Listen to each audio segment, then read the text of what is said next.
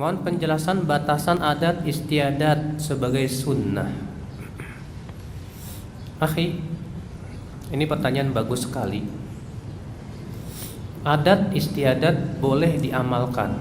Kapan boleh bisa jadikan patokan dalam Islam dan syariat? Ada beberapa syarat yang harus terpenuhi. Kapan adat istiadat boleh dipakai? Ya. Apa itu? Yang pertama, ketika tidak ada patokannya dalam syariat. Ketika tidak ada patokan dalam syariat, maka patokannya bisa dikembalikan kepada adat. Ini syarat yang keberapa? Pertama, misal Allah berfirman, wabil walidaini ihsana, dan hendaklah berbuat ihsan kepada kedua orang tua. Allah tidak menyebutkan bagaimana perbuatan ihsan patokan-patokannya. Tidak. Maka dikembalikan kepada adat istiadat yang menurut adat itu termasuk berbakti kepada orang tua, maka masuk dalam ayat tersebut. Ya. Ini syarat yang pertama, Pak. Apa syarat yang pertama, Pak? Hah? Adat boleh digunakan di saat tidak ada patokannya dalam syariat. Kalau ada patokan dalam syariat, maka adat minggir. Contoh, sholat, tata caranya sudah dijelaskan kan? Patokan-patokannya, batasan-batasannya sudah dijelaskan oleh syariat, jelas. Enggak, pada waktu itu adat enggak boleh berbicara. Iya. Contoh lagi yang tidak ada patokan dalam syariat apa, Pak?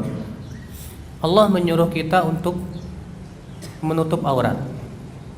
Ya tidak.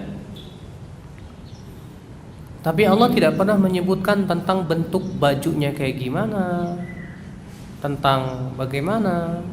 Tidak. Misalnya bajunya harus gamis, ada nggak ayatnya? Tidak ada. Maka karena tidak ada patokannya, dikembalikan kepada adat, nggak apa-apa. Iya. Ini syarat yang pertama. Syarat yang kedua, adat tersebut tidak bertabrakan dengan syariat. Maka apabila adat tersebut tidak bertabrakan dengan syariat, kalau adat itu bertabrakan dengan syariat, tolak. Contoh misalnya kalau adat istiadat itu mengandung kesyirikan, atau adat tersebut merubah patokan syariat, maka yang seperti ini adat ditolak, Pak. Gak bisa.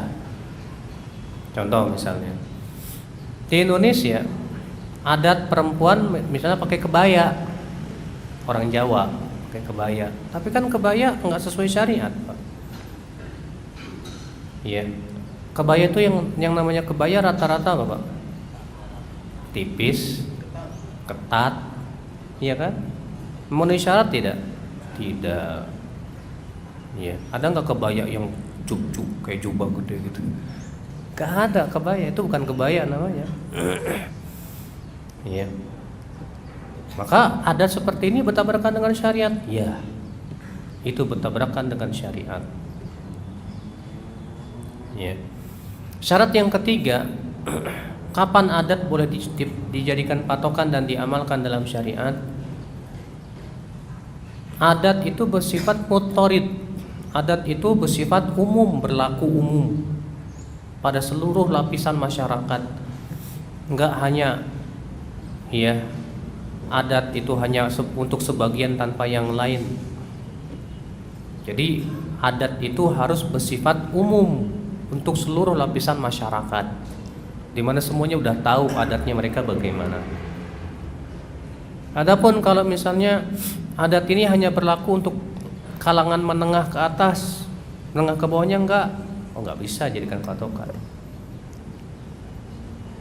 Ya. Jadi yang namanya adat itu harus bersifat apa? Umum. Dan terkadang, Pak, di masyarakat kita ini kita sendiri terkadang bingung patokan adat kita apa. Contoh, Syekhul Islam Taimiyah memberikan sebuah contoh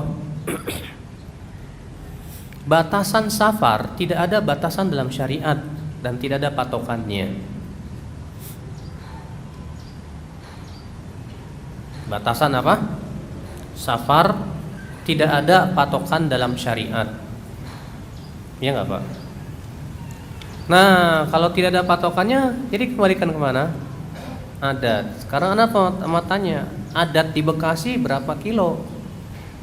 Kau gelap. Berarti nggak pada tahu. Adat kita nggak tahu apa. Berarti adat itu tidak bersifat umum kan Pak? Tidak diketahui oleh semua orang. Iya. Nah inilah Pak. Maka pada waktu itu akhi, ini 3 syarat yang harus dipenuhi bolehnya kita mengamalkan apa? Adat istiadat. Mas, apa syaratnya?